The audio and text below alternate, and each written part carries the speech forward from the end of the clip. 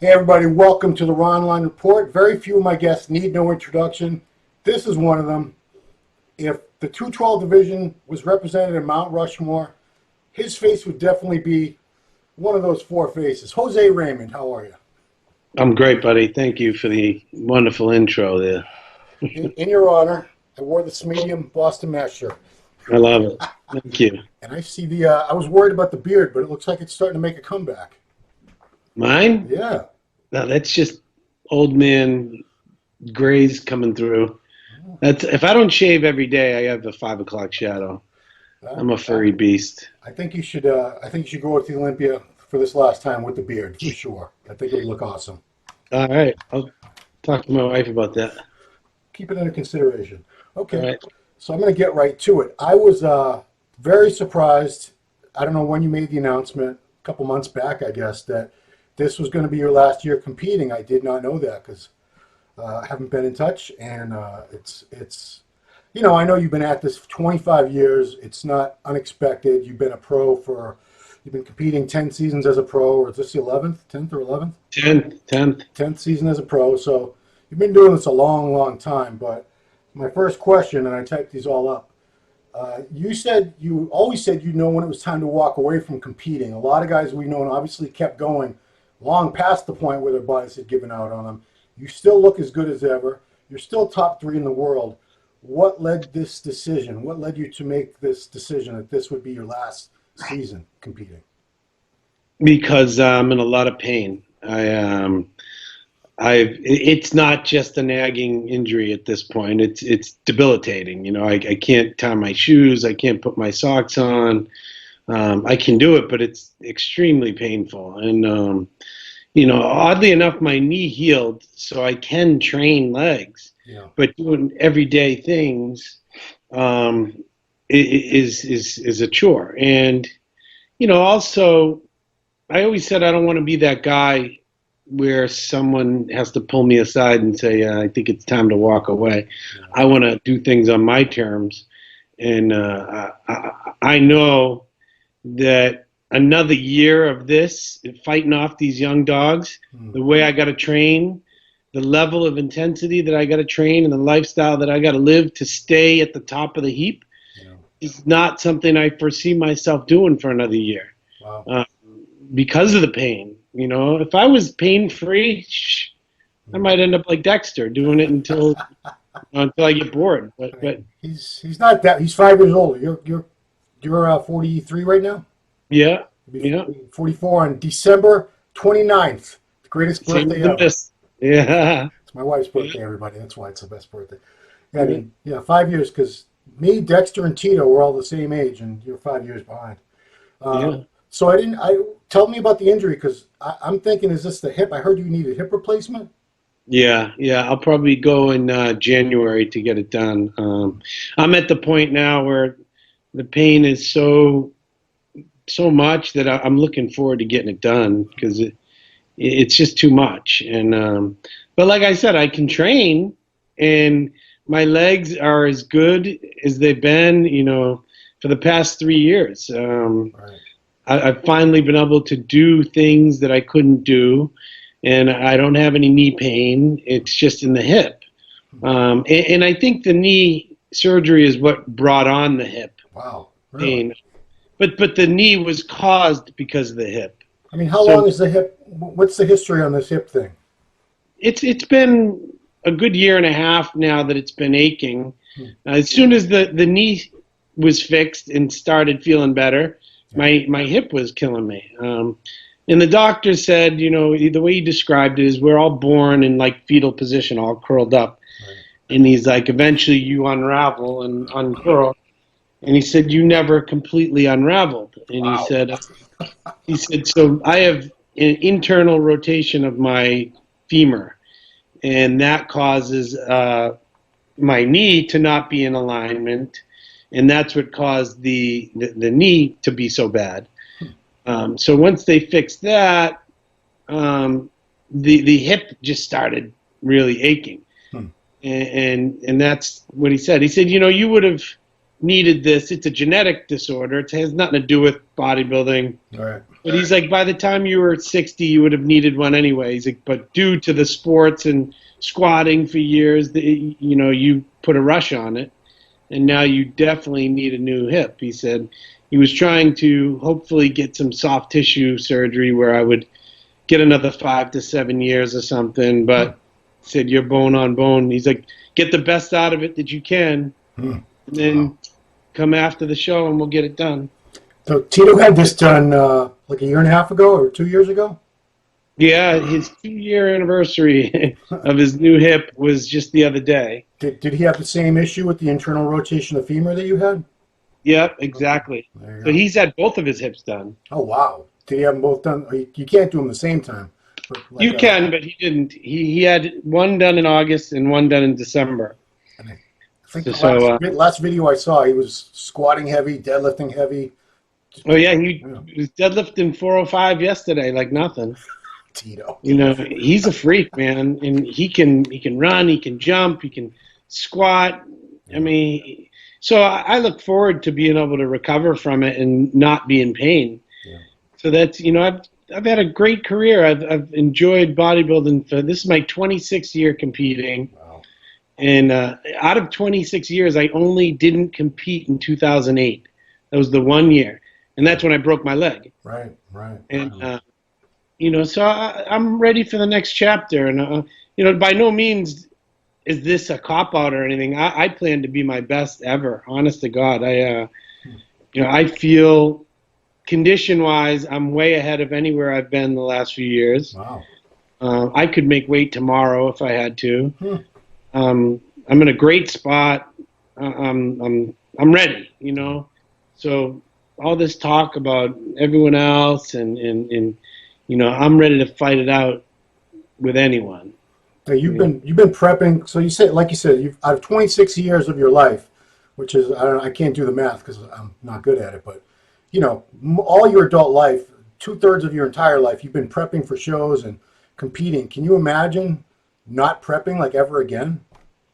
Yeah, I'll find something to do. I'll find some sort of activity to push myself and challenge myself because me, I could blow up like a tick and that's not good either. So I'd like to get my body weight down to 200 or less and feel good, carrying around that weight because off season I blow up to 240 rather quickly, Yes, you do. and just lugging that around is no fun. And I don't want to have to do that in the future. I want to have a healthy life and have a family and be able to run around with kids if I get that opportunity. And, being heavy is going to help me. So I gotta, Tito. I always look at Tito and go, you know what? Jose's jacked and everything, but if I could be somebody, Tito just is like adventure man.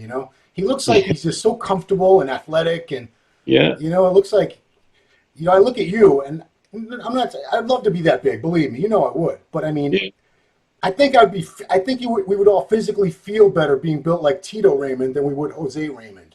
100%. And that's, he inspires me. I want to be more similar to him when I'm done competing and more athletic and be able to go on hikes and, because he brings me along with him whenever we do stuff. And he'll be like, let's go hike this mountain. And I'm ready to die halfway up. Yeah. And, my lower back, my feet, my ankles, my knees, everything. I want to be able to do it. And I will at a lighter weight. I was always a good athlete, but, once I decided to be a professional bodybuilder, those days were over. I haven't skied in almost 20 years. Wow. Did you used to ski like all winter long when you were in college? Exactly, yeah. I averaged like 3 days a week, and I loved it. But once I was full-time bodybuilding, I couldn't ski anymore and risk the injury. And those are things that I look forward to doing again someday. Right on. Now, you talked in one of your YouTube videos. I got to say, your YouTube channel, it's kick-ass, everybody. The Boston Mass, some of the best stuff out there. Jose is, as you guys all know who follow Jose, it doesn't get more real than Jose. And his little his vlogs where he's talking about different subjects and answering questions, it's definitely worth checking out. If you've never done it before, you're in for a treat. But you talked to one of them about, your motivation being higher for this because this is it. This is your last year. Is the Olympia last show? You can do a couple post-Olympia shows too. I'm going to do the tour. I'm going to go to. I've already committed to Korea the week after, and then John and Victor's show in the Dominican Republic. Oh, wow. That's October 13th, and then I already committed to Hide's show as well in November. Oh, looking out for Hide. Good job. Yeah. Okay. Yeah. So, and you know me, Laurent. I love to travel, and I've never been to Tokyo. Really? So I'm really looking forward to that. And we got a whole crew going. We're going to have Jacob Wilson's going to do the show, Mike Ergis, my wife, myself. I'm likely going to bring Todd, my videographer, so we'll get tons of content there. So we're going to have fun. We're going to stay about 3 extra days, too, just to sightsee. And, that's what it's all about. I've always picked shows to go to places that I've never been, and I want to see the world. And I've gotten to see more than 90% of people have. Wow. Yeah. I mean, you've been everywhere, man. Yeah. But back to the question is motivation thing. You're always motivated. I've never seen you prep for a show where you haven't been on fire, but it seems like from the tone of the videos and everything, you're more motivated now. And I have to ask, is it because this is it? This is the last time I'm ever going to get ready for a show. I really want to, you want to bring something that the fans have never seen, and you want to go out at better than we've ever seen you before? That's exactly it, and I know that, you're only as good as your last show. You're only as good as your last performance, and I want to leave a lasting impression of a microcosm of my career, which has been success, which has been hard, crazy, conditioned, hard muscle, and I want to show everyone that it doesn't matter the age, it doesn't matter the trials and tribulations, the injuries. If you focus hard enough and do all the right things, you can put it together and bring a solid, impressive package, no matter what. And I'm not leaving any stone unturned. This is, the most cardio I've done in a while, most consistent. I've been able to get back on the step mill, and that was a problem. I couldn't do the step mill for a while. Wow. And I couldn't do it the way that I like to do it. I like to do intervals where I'm almost running on the step mill. Yeah, that's rough, man, rough. Yeah. Well, how much cardio are you doing a day now? I do almost 2 hours a day. I mean, I remember preps where you did 2 hours before. Like you said, that was years ago. Yeah. And in the morning, I do the step mill fasted, and that is so hardcore. There's not an ounce of my body that's not soaking wet and a mess, I don't know where you find the energy to get on a step mill without anything in your stomach, man. You get used to it, You train your body to do it, and I'm at my best when I am on an empty stomach. So the day of the show, I eat next to nothing. Right. I might have a small meal early, and then just some picky things, a couple of rice cakes or a granola bar. So I want to keep my stomach as empty as possible. Right. And I can still perform. And, after 30 years of training, it's very hard for me to look flat, I might be flat, but I'll look like I'm busting at the seams. Well, because when someone's as thick as like you or a Rami or a Cutler or a Heath, they got that much thick muscle on them. The only people that know that you're flat, if you're flat, are you and your coach and, your close circle of friends, people. That's it. My best looks have been when I was flat, right. And that's essentially what the judges say. In order for me to look my best, I have to be so sucked out so my waist is tight, I can pull a vacuum, so, you can see more separation of the muscle. I might be at a much lighter body weight. Honestly, when I did the Phoenix Europa and I placed second in the Open, everyone's like, wow, yeah, Jose must have been like 220 because he had no weight limit. And the fact was I was 203. Yeah. And, that's why I say all the time, if they never moved the weight class, if it was still 202, I think I would have a bunch of Olympia wins by now. I agree with you. I agree with you on that because Flex did not have much of a back, much of a chest until he got up to the weight limit, and until he started having trouble making the weight limit. When he was starting out as a pro, when he was like, what was he, like 185 or something, 190? Yeah. Yeah, I mean, you were beating him here and there. You beat him a few times back then. Yeah. He's got a few inches on me, so for him to carry as much mass at the same weight would be very difficult. Yeah. Where he's almost 3 inches taller than me. So really? Yeah, I mean, he's like 5'6", I'm 5'3". Okay. So that's a big difference on stage. Yeah, it is.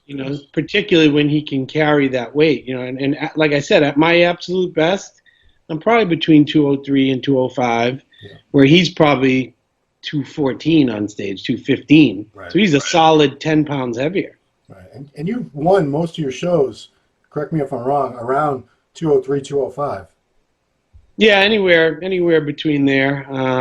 Maybe even a little heavier. Yeah. Because the difference of me at 210 isn't that drastic unless I'm standing next to Flex, who's all peeled and Right. But yeah, I'm definitely not 212 on stage. That's for sure. All right. Well, this next question sort of applies to the Flex and the Olympia conversation.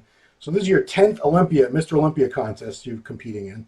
Lowest you've ever placed was 6 your first year. You've been third place 4 different times, including last year. You were runner-up to Flex Lewis in 2015. Do you feel a little something in common with guys like Sean Ray, Kevin Levrone, Flex Wheeler, who are all incredible champions who just had the rough luck of competing against guys who are just really, really tough to beat? Well, no, because they were open guys, and that's a different level. I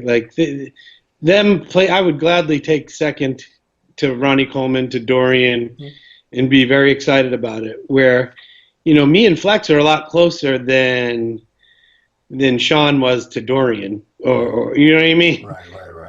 It wasn't like open and shut, slam the door the minute they stepped on stage. With me and Flex, you actually had to judge the show, be like, ooh, wait a minute, hold on. And then, he won with straight first, but all that means is, 7 judges might have been like, fuck, all right, we'll give it a Flex. He still got straight first, but they were tough decisions. Right. I'm very, very happy with where I'm at, but I would never compare myself to Sean or Kevin. I mean, that's a whole different level. Well, I mean, in the whole grand scheme of this 212 division, you're going to go down as, if you don't win this Olympia, let's hope you do. That'd be awesome. But if you don't, you're going to go down as probably the one guy who should have won a 212 Olympia championship title. Yeah. I love to hear that. I love to know that people see me in that category. So I've done my job as a pro bodybuilder, working hard, inspiring people, and motivating people to know that I have good genetics, but I don't have the best genetics. Yet I have 11, 12 pro wins. I have, the Olympia record that I have. Yeah. It speaks for itself. I would love to, as you said, come out and win. And Ron, believe me when I tell you, I don't feel like I can't win. Yeah. Why would you feel that way? No, yeah. I feel as good as ever. I really do, and I'm in such a good place mentally, and my body's coming together at the right time. And I think things happen for a reason, and I'm saving my best for last. Yeah. That's the way it is. Are you gonna post to that? That's a song. Who did that? Is it? Who did that suit song? It wasn't Mariah Carey. It was one of those people. Anyway. Maybe Whitney Houston or something. I think it was Whitney Houston. Okay. Yeah, you just might. It's an idea. Talk about social media. I remember a few years ago when it all really started. The industry started making social media kind of like the benchmark for your value as an athlete, and you had to post X amount of times, have X amount of followers, and this and that. And I know back a few years ago, maybe this was like 5 years ago when Instagram was just starting and all that, 6 years ago, you were kind of not too happy about that. Have you changed your mind because you put out a lot more content now, especially on YouTube? So have you Yeah. become a lot more social media friendly yourself? Yeah, well, I don't like, as you know, I do things my own way. I don't like Instagram just posting a picture for the hell of it, because half of them are filtered and under perfect lighting. And I mean, who's going to post a shit picture of themselves? Nobody. You're going to post the best one. So I don't, I don't really take great pictures.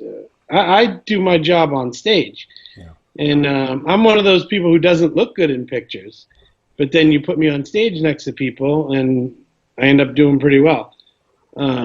But when it comes to interacting and doing interviews like this, like I've never turned down an interview. I enjoy It's true. being able to interact. So the YouTube was an outlet for me to answer questions and to do something a little more genuine than posting a selfie, and that's why I enjoy the YouTube. I get a ton of questions, and some of them are silly, some of them are great, and it allows me to share some of the things that I've learned through the years and my experiences and my opinions, and be able to give back. What does a picture give back to someone on Instagram? It's more of a self-Instagram gratification, where YouTube, you can actually educate and help other people. So that's more enjoyable to me. Yeah. That makes a lot of sense. I never really thought about it that way. Last question I have before getting to the reader questions, the MD forum members questions, is we had a little disagreement, me and you and Flex, about a month ago about Derek Lunsford, and we all talked it out. It's all cool now. It's whatever it is, but what are your thoughts on, because this young generation is all about self promotion, and these are kids that grew up with Facebook and Instagram, and they come from a different world than we grew up in. So is it kind of hard for you to, I don't know, interact with this younger generation of bodybuilders that are going to compete against you, that their whole platform is social media? They're going to post multiple times a day, and they're going to talk about, here's how I plan to do at the Olympia and things like that. I mean, does it get under your skin, or are you just like, that's these kids, that's, no big deal? A little bit of both. I don't really care, but I don't like when they tag me and stuff. I don't like, like this kid Dwayne posts a picture of, that tags me in it. Sorry, bro, I'm taking you out. Like, oh, okay. Yeah. Or it's not something I would do. So I don't particularly like it, but they can do whatever they want. That's their Instagram page. Yeah. I just, I'm like, to me, this whole 212 thing means a lot more to me. And someone like Flex as well. We feel that we've worked our asses off for 10 years to create a legitimate platform for these guys, and to develop a fan base. And we've worked hard. We've traveled the world. We've really opened up a whole new thing for these guys to be able to have a platform. Because listen, as good as Derek Lunsford is, he wouldn't have a platform. He's not going to jump into the New York Pro and win, and he wouldn't have won the Open Tampa the way he looked. Yeah. He's probably going to be a great Open guy at some point. But to post a picture of you doing a front double next to Flex and say, who wins this shot? That's just something that we didn't do. We didn't do that. And coming up when Kevin was winning, and I had the utmost respect for him. Even if I felt like I could beat him or should beat him, I would never say it, and that's just me, because then they'll take what I'm saying right now, and then they'll do a video. What's the matter? I can't say. Well, I mean, in Derek's case, I think he does have a lot of respect for you, and you're one of the guys who really inspired him to do what he's doing right now. So, I don't know why he does the comparison picture posts like that. I don't know how many times he's done that. Dwayne's a little more interesting. He only really did it once. It's just, it seems like every 3 minutes he's posting a picture. It's just like, we were kind of the generation of work in silence, let your body, we'd post stuff, but not every 10 minutes. I mean, he should. The kid looks unbelievable. So I have no fault with. I don't know how genuine he is. That's my only squabble. Because I don't know how genuine he is. When he gets caught and someone's like, "Dude, why are you doing that?" He'll quote a Bible verse or something. I'm like, "Come on, dude. Jesus didn't tell you to post your glutes online." I believe that's in Corinthians. Yeah. We're just a slightly different generation. I really like Derek. He's always respectful to me in person, and he wants to win. He's a competitor, and I love that. Yeah. And I look forward to competing with him. Yeah. I just, we all handle our business differently, and maybe in 10 years, when he's still 10 years younger than me, in 10 years, That's right. he'll 24, 44, he'll think things differently. I can guarantee you he'll behave differently in 10 years than he is today. He will handle his business differently than he will in 10 years. Do you remember when you were like at 24? Yeah, I mean, yeah. But, it's totally different. I never had dreams and aspirations of being a pro bodybuilder. That was never my thing. I just loved competing and pushing my body, pushing the envelope to see what I was capable of, and it was an outlet for me because I didn't have college sports or anything to lay back on anymore.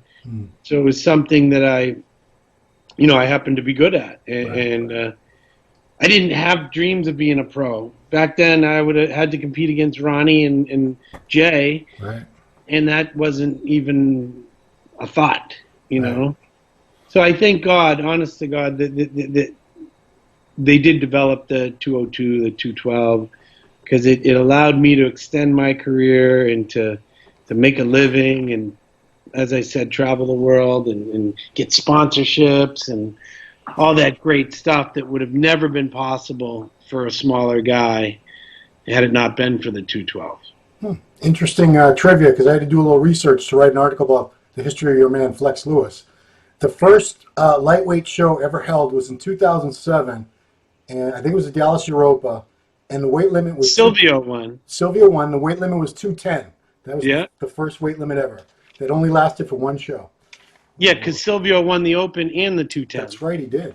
And they were like, well, we got to fix that. Right. Which luckily they did. Michael Edwards has some questions for you. You know Michael. He's always asking about Northern Pike. Oh, yeah. He didn't ask you that this time.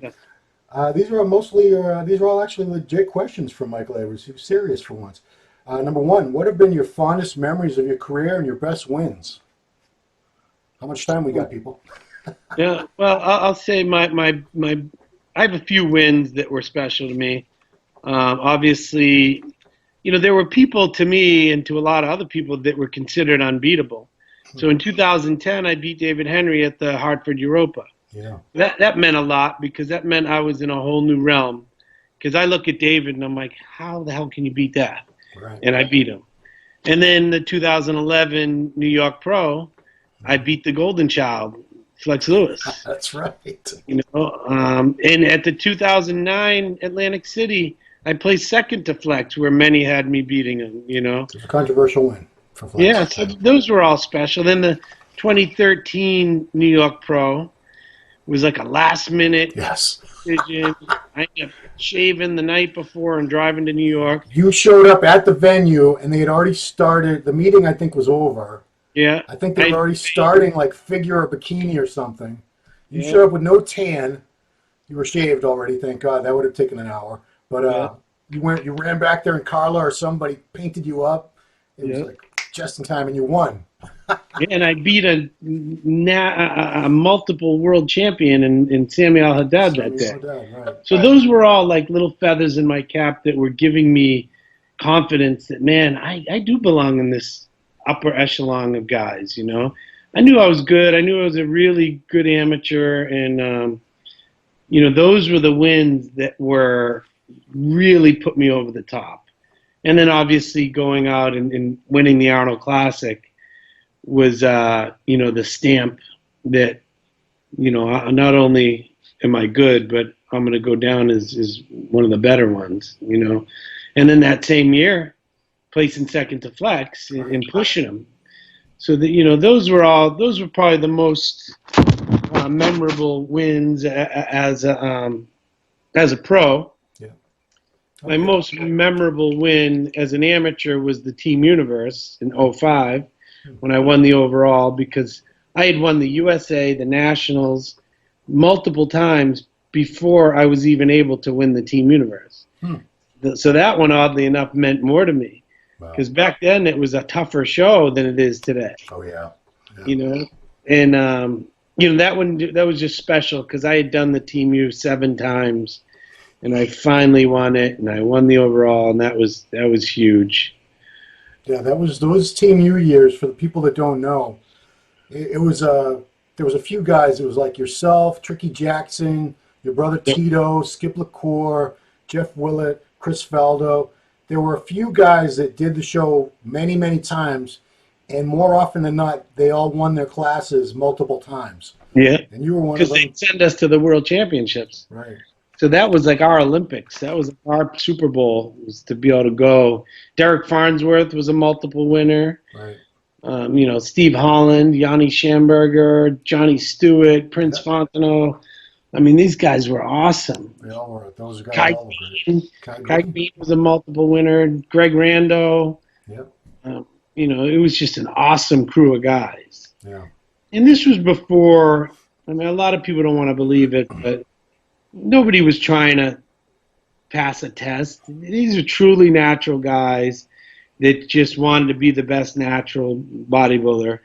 It wasn't until later when they started giving out the pro card that you had people sneaking over, and then it became a tested test, not a natural test, show. We also stopped sending people to Worlds, I believe, too, right? Right, exactly. Okay. So Michael has the flip side to that. What defeats were the hardest for you to swallow in your career? Probably some of the same ones I just mentioned. The I don't think so. 2015 Olympia, when, you know, it was so close. So close. You know, and I know that's a tough show to judge. And, you know, the further I get away from it as time goes by, the more understanding I am. You know, Flex is a great champion, and it is what it is. And then, you know, to be honest with you, the following year at the Arnold, when I lost to Hide, that was a really tough pill to swallow. You know, something started getting fishy to me. Like every year, 5 years, is a different country that wins. Every year. It's like a pattern? Yeah, there was 5 years. You had Wales, U.S., Japan, Kuwait, and Kamal Al-Ghani. Right, which would be Libya, I believe. 5 different countries, you know, so I'm not going to say, but it just seems fishy. Next year, Uganda.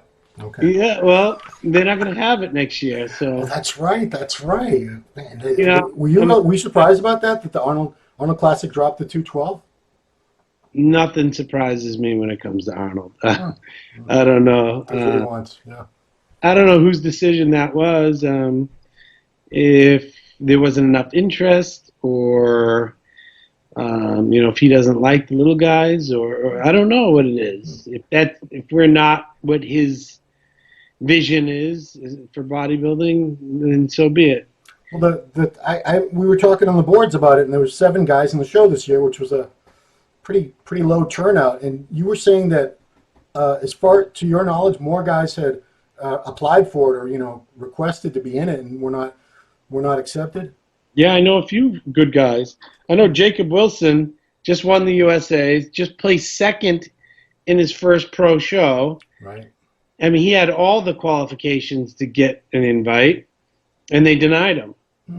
You know, that guy, he is nasty, Jake. Jake can hang in any lineup, and it was very odd to me that he was denied. So, you know, who knows? Who knows? I really don't know. I'm just honored to have been part of it for 5 years in a row. And you won. You won one. And I won it, you know, so it was great. Okay. Who knows? Many people ask. He asked this, but there's several people asked a variation on this question. Is what are you going to be doing after?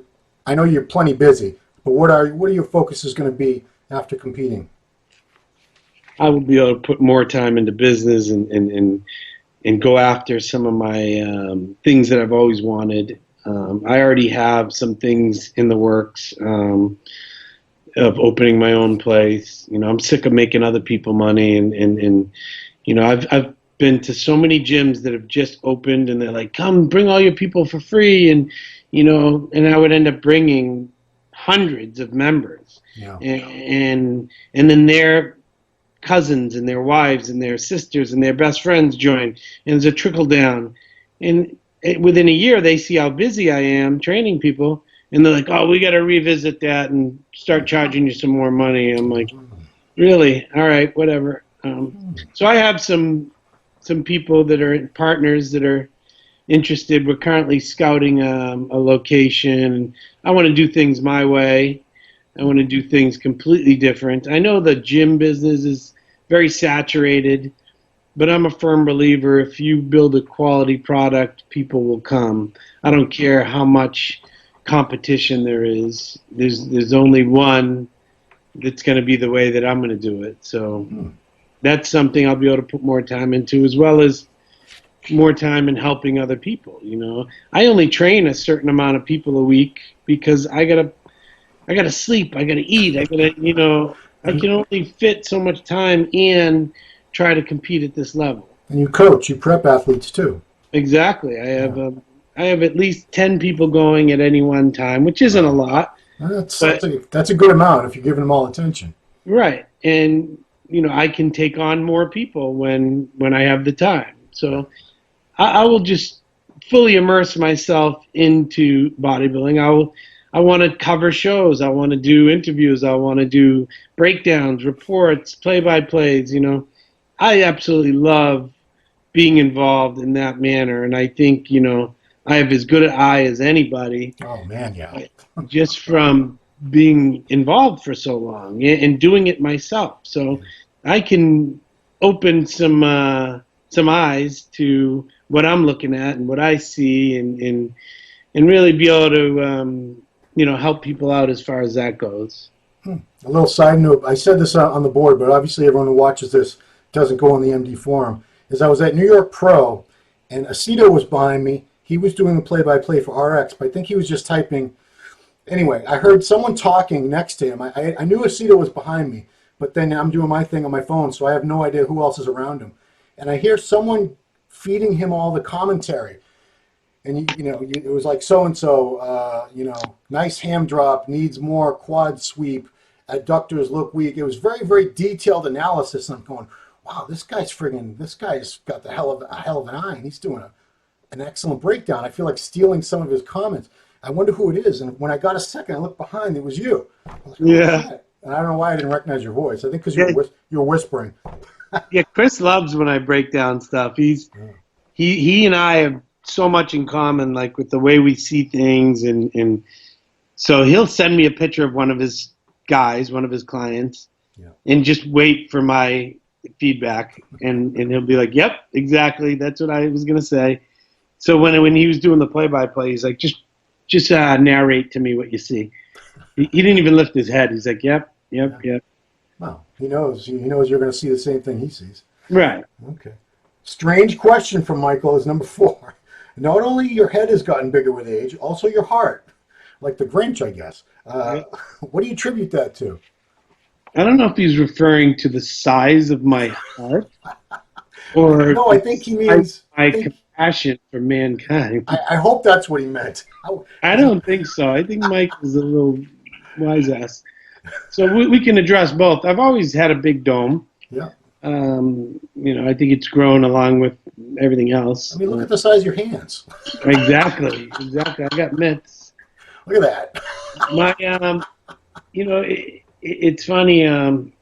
I've had extensive medical work, like really extensive. If you haven't seen it, go to my YouTube and check it out. I don't have any abnormalities with my heart, and which is surprising to me. And we actually did an ultrasound of my carotid artery where they go through and they see if there's any blockage at all. And he was like blown away that I had nothing, no plaque buildup whatsoever. That's awesome. Yeah. I mean, just the fact that you're so heavy, I would have expected something. Right. But, as you've said, you remember me from years and years ago doing 2 hours of cardio. And cardio has always been a huge part of my preparation. And I've always done it even in the off season, not a ton, but I've always made sure to do a small amount, no matter what. And I attribute a lot of my, health to that. That I would do cardio no matter what, because there's just so many more benefits. And all my blood work, all my stuff has shown that I'm healthy as a bull right now. It's funny that so many guys they won't do cardio, and the excuse is, well, I'll lose all my muscle, I won't be able to make any gains. And who's got pretty much the most muscle, or one of the thickest men that's ever walked this planet Earth is Jose Raymond, and he's always done a shit ton of cardio. So yeah, and I never found it to, if anything, it helped condition my legs doing the step mill for so much, and I never found that it ate any muscle. I think it's a lot harder to eat muscle than people think. Yeah. You got to be sick and immobile to really lose muscle. Right. Okay. Last question from him. Good one, though. Who will be the next 212 champ when Flex retires, which he is retiring, or moves to the open class? Well, we know he is doing that. So next year, who do you think? It really depends. If someone like Derek can stay, I think he's going to run into a similar problem where he can't be his best at 212. So you might have like Ahmad Ashkenani. You might have someone like shorter, thicker, that can carry the weight and condition and not look stringy, But certainly, Derek could be. To say he's the future of the 212, I think that's jumping the gun because I think I said that. Yeah, he just, man, looking at his physique, it's very impressive. So it's hard not to be impressed. But when you break it down and you see that he's a little taller than everyone else, I see someone a little more compact that would be able to take it. Because he's going to be at his best at 218, 220. But we'll see. But I would think if he's able to keep his weight down, he'll certainly be in the running. And let's not sleep on David Henry. He's coming back. What about Charles Dixon? Nobody mentions his name. Yeah. Charles is crazy. If he nails it, he's dangerous to anyone. It's a similar situation when Dorian retired. Everyone was talking about Flex and Nasser and a couple other guys. Nobody was talking about Ronnie Coleman. Right. So someone that could win this show next year might be someone that nobody's even thinking about right now, not on their radar. Right. Like Samir Trudy or something. Maybe Samir gets a little bigger, comes in with crazy condition. Somebody like that we're not seeing them at their full potential yet. I think someone like Samir is too tall as well, though. Like he's probably 5'7", It's hard to compete, for that number one spot when you're 3 or 4 inches taller than guys. Right. That's probably going to be a mod. Okay, George UK, you know George. Of course. If you had to train 6 months straight with a pro you've already trained with, who would it be? I've answered this before. It's honest to God, and it sounds weird, but there's nobody who has the drive, the intensity, and the endurance of Dana Lynn Bailey. And she's beautiful. So I'm not laughing because it's ridiculous. I'm laughing because I realize you're right. I've seen her train. I've been in those workouts. Dude, she can train with the best of them. And guess what? If I trained with her, I would need very little cardio because her workouts are 2-3 hours long. Dude, when you trained shoulders with her at the gym in Revere, yeah, I'm looking at my watch like, fuck, how long is it? How many exercises is this chick gonna do? How many sets? Like 9 exercises, 6 sets apiece. Yeah. I mean, it certainly conditions the hell out of you. Yeah. But yeah, she don't dick around. She trains heavy, hard. I love the style of training that she does, just because it's crazy intense. Yeah. And even if I wanted to, one time I went to her camp and we did shoulders again. Yeah. And I swear I almost threw up in front of everyone. I had to lay down on the floor and because I was total off season, I was a mess. Yeah. And it just showed me this girl could bury me if she wanted. Yeah. And the rest of them are all great. If I really had to and let someone take the reins, Yeah. it would probably be Evan. Because Evan is very methodical and thinks outside the box, and he's also very intense, and he trains very similar to me as far as lots of compound movements and basics, sticks to the basics and performing them perfectly, and he's probably the only guy I would let take the reins over my training. That's a good answer. I've seen you guys train together. I can see that work very well. Yeah. Bete Ona from Argentina or Spain, one of those places. What would your best advice to obtain the hard condition? Hey, you're known for your condition. You've been rarely. Have you ever been off? I'm trying to think. Not really. No. I've been better than others sometimes. That's something I will be able to look back and say, I've never looked like shit. Right. I've been better at times than others, but I've always managed to bring a hard look. I think most of that is from training. Obviously we all diet, we all do cardio, but there's a certain level of training that you got to get to that allow your body to go to that some people don't. Ultimate failure, like get every last fiber involved in your workout. Drop sets, triple sets, giant sets. I've tried it all by this point. In every single exercise, I've seen tested myself to see how many reps I can get. I've done 405 for 30 reps on the squat. I've done 315 for 30 reps on the bench press. I've done, dips for 100. I've done, pull-ups, 100 pull-ups until I can't move. And I think it brings your muscle to a completely different level of hardness. And, obviously there's a genetic component to that as well. But I was no stranger to pushing myself beyond anything that would be considered imaginable. I would train with Matt Puglia, and he would try to outdo me in anything. He couldn't. We would at the end of a workout grab the 100-pound dumbbells and try to do as many as we could, and I would have it in my mind before we started. Whatever he does, I'm going to do 10 more. And he'd do 16 reps, and I'd do hundreds for 26 reps overhead. And that was it ends up conditioning your muscle to a different. It brings more blood to the muscle, and I think that aids in the vascularity and the hard look. And I throw conventional wisdom out the door and just try to go to an ultimate place where most people can't go. Now you say genetic, but I mean, to give you more credit than you're giving yourself, you do get fat when you don't eat very clean and don't do a lot of cardio. I've seen you pretty chubby many times, and there have been so many times when you're starting prep, and I'm like, oh, Jose's fucked. He's never gonna get in shape in time for the show.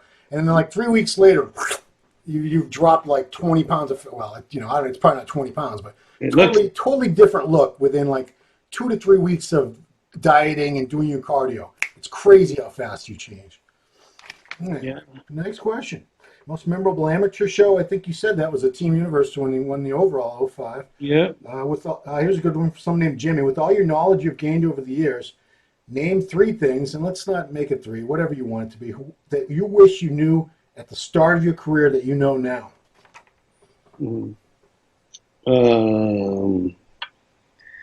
Well, I read that too, and I couldn't really. I would say that I wish I knew. I was so naive at the beginning, and I thought that, I thought the World Championships was a natural show. So all those years of me busting my ass to win the Team Universe, to get to go to the World Championships, and then I went there, and the freaks that were competing, I'm like, oh my God. And I just was pointing around the room. That guy's not natural. That guy's not natural. There was very few natural people there, and they were all American. And I remember that. See, the American team would be the team you guys. Yeah. And, I know everyone. I know, especially the younger guys are going to call bullshit on this, but I know you guys are clean. I know I started out in the A and B scene and everything. I know what natural bodybuilders look like. Right. Guys with great genetics who just diet and, it's not the same look. It's a different look. And those of us who have the eye, we know the difference. Yeah. Like you said, we would send these teams over of our best natural bodybuilders in the United States against these freaks from the Middle East and Eastern Europe. And I'm like, oh, it's like lambs to the slaughter. Anyway. Yeah, it was very disappointing. But in the same token, that naivete that I had is what allowed me to have such a long career, because I wasn't, blasting myself at a young age. And I thought that with hard work and training and discipline that I could compete with those guys. And I did, I was able to win nationals in USA many, many times without a thing, and that is me being naive is what allowed me to do so. So at the same time, I wish I wasn't so naive, but I'm glad I was, because it extended my career for sure, and it allowed me to continue making improvements even into my 40s. I mean, I think a good argument could be made that you were the best natural bodybuilder of all time, because you competed in the USA, the Nationals, all those years. And how many times did you win your class altogether in those shows? Like 7? 6. I won three times Nationals, 3 times USA, in 3 different weight classes. Drug-free. Yeah. Whether people want to believe it or not, that's on you guys. But it's obvious I put on 40, 50 pounds since then. He turned pro at 176. Yeah. Okay. Next thing, and you stepped. I believe you started your pro career off. Your very first pro show, you were still clean, weren't you? Yeah, it was 184. Yeah. 184, and then that's what I always say to people is, if you don't believe they were natural before, like Kai was never natural, Ronnie Coleman was never natural.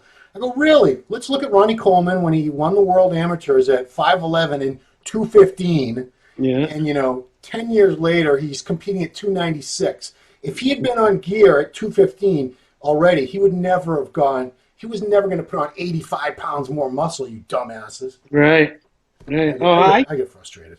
Me too, because I remember Kai Green when Kai was 205 and looked unbelievable, and you could just tell there was something special with that guy. Yeah. And people don't want to believe it. That's fine. They're putting limitations on themselves, not us. Right. Well, I mean, they don't understand. There's not a lot of. I had this argument today on the board. There aren't a lot of people with those freak genetics. They're very few, but we had a human being, Robert Wadlow, that grew to be a quarter inch shy of 9 feet tall. Yeah. That's documented. Yeah. If a human being can be 9 feet tall, I think it's fair to say we can have a few of them walking around who can build way more muscle than other human beings can. Absolutely. It's not that crazy to believe. I got one more thing. Hold on. One more thing in regards to what would I advise. Okay.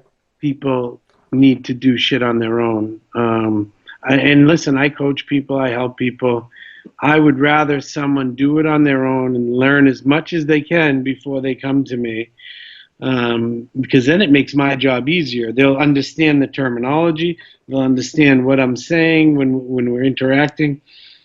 Too many people are like, I'd love to compete, but I just can't find the right coach. I'm like, what the hell are you talking about? Like, I didn't have anyone help me until I was well into my pro career, That's right. I think the best coach is you, is learning your body, learning what works for you.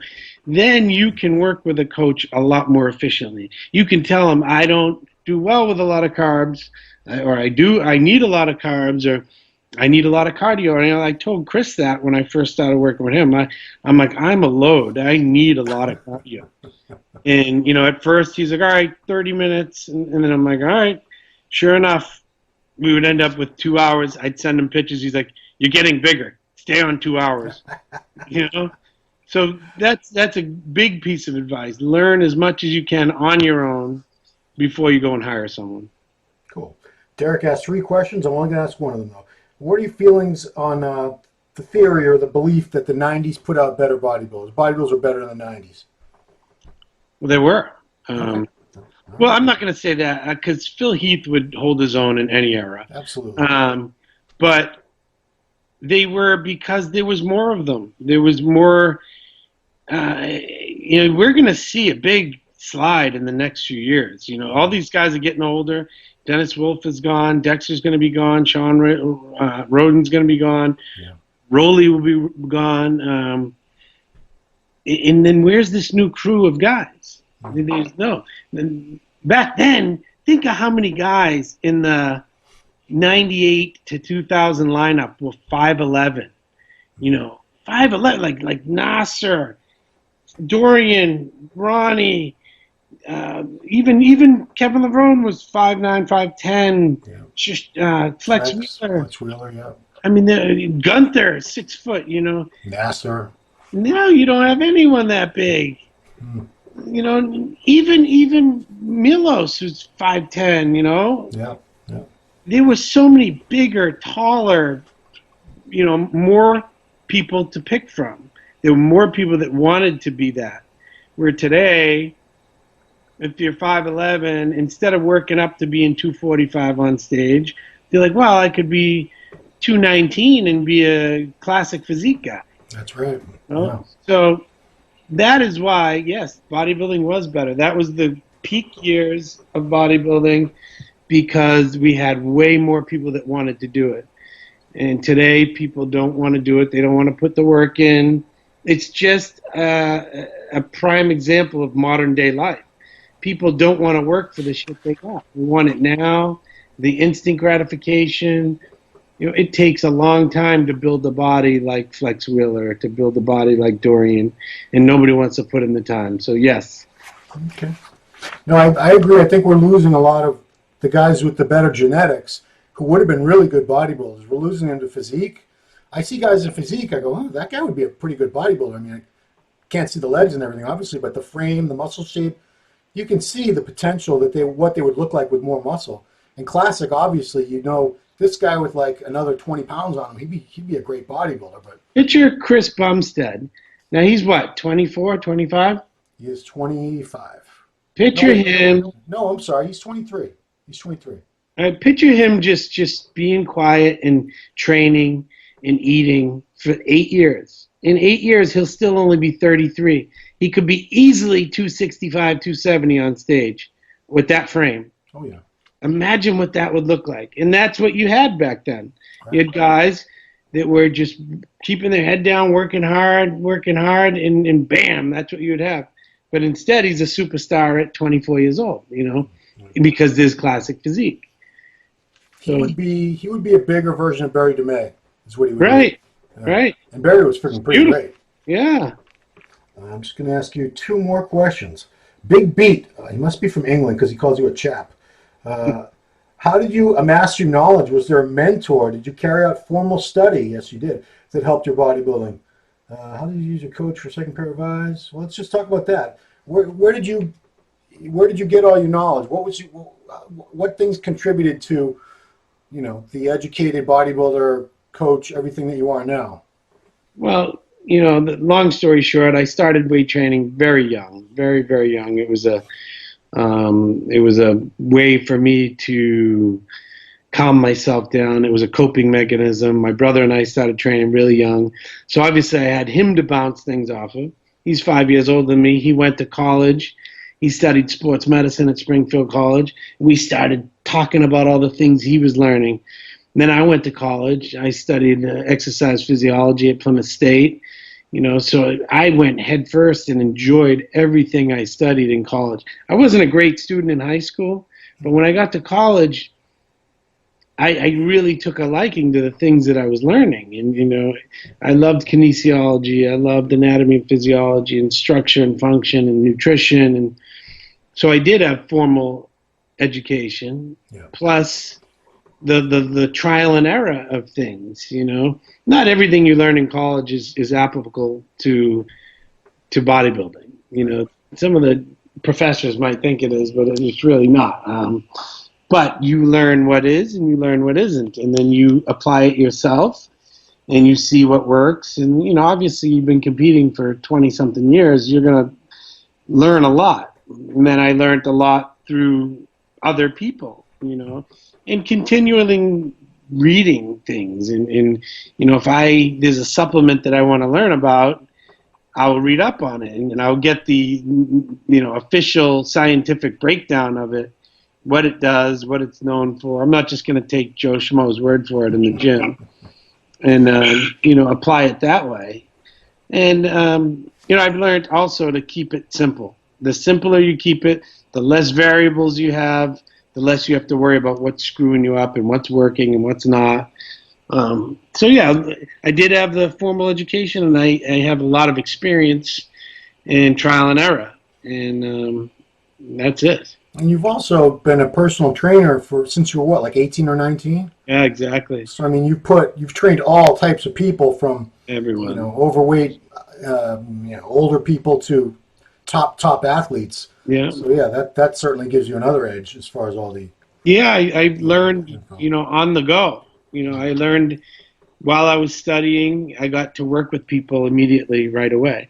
And obviously, due to the way I looked and to my passion for training, people wanted to train with me. Right. So I never had a shortage of guinea pigs, you know. All right, so the last question I'll give you is also a guy from England, Glen Hill 68. Your training, once you're done competing, how different is it going to be, or is it going to be pretty much the same, just maybe not quite as heavy?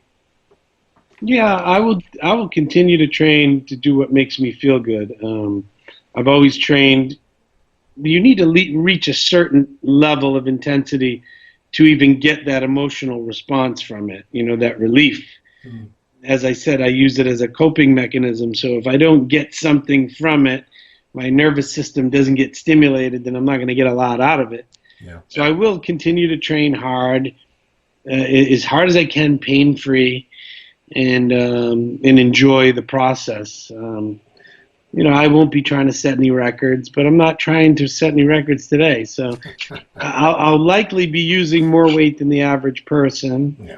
But I will do my best to get my weight down and to be healthy. And I always want to look good, and I want to resemble someone who used to train. I can't stand when I see a ex-bodybuilder and he doesn't even resemble anything. Yeah.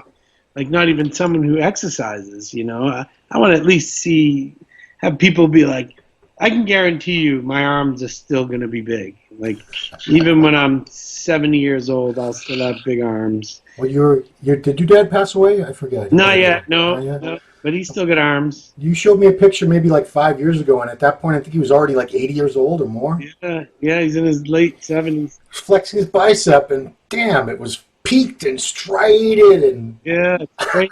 It's crazy. That's a genetic thing. Tito's got crazy arms. Yeah. My sister Lily probably has the best genetics of all of us. She's got these huge round triceps that are just, I feel bad for her because there's nothing she can do to look skinny, even if she is. She doesn't compete. She doesn't do any of that stuff anymore, right? No. She's a mom. She's doing good. God bless her. Yeah. Well, Jose, you've been very, very generous with your time at 3.5 weeks out from your last Mr. Olympia. Appreciate it very much. You know I'm always your number one fanboy. Yeah, you are. Yeah, that was a question too.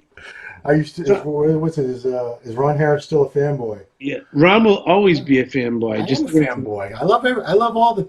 I'm a fan of the. If I wasn't a fanboy, if I didn't love the sport and like following the athletes and get excited about the contest, there's no way I couldn't do this. I couldn't. Right. I couldn't fake it. I'd be like, this is fucking miserable. I gotta find something else to do.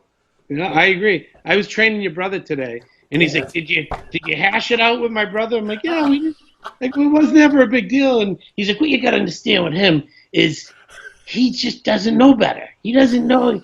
I go, "I know it's totally innocent." I go, you know, I love his passion for bodybuilding. I go, it is what it is. Yeah. But Ron, I want to thank you and Muscular Development for the many years of support. And I got to say, you know, you and I have had our agreements and disagreements, but you were my number one supporter, particularly at the beginning of my career. And I was happy to do it. You got my name out there, and you wrote all those articles and did a great job, and really allowing people to know who I am and get to know the real me. So I thank you very much, and I'll always appreciate everything you've done for me. So thank you. I was your Peter McGuff to Dorian Yates. I was that to you. So Yeah, I like that. And I look at that. I look at the Peter McGuff. That's something I kind of think about now because Peter's in my thoughts a lot. I love Peter. And thank God, I'm so happy he's doing better. So happy. But he saw something in Dorian that was extraordinary. And, he was like, he needed the world to know about it. Right. And, it wasn't just that I liked you as a person. I said, this guy he's just such a combination of things with the hard work and the dedication and just the integrity and the realness and the physique. I said, this guy's got to the world needs to know about this guy. Yeah, I appreciate. He's going all the way up. It's been over 20 years since we met. Yeah, and the first time I said, oh, how cute. Tito's little brother thinks he's going to be a bodybuilder too. Yeah, right. How times have changed, huh? Oh, man. Tito's little brother. Yeah, I'm shorter anyway. Yeah, well, he'll always be 5 years older, so you'll always be the little brother. Yeah, right. I'll always be Dana's little brother. Yeah. All right, man. So thank you so much. I will see you in Vegas. Good luck. Appreciate everything, man. You got it. All right, everybody. Thanks for watching Ronline Report with Jose, Raymond, the Boston Mass. Talk to you later. Thank you.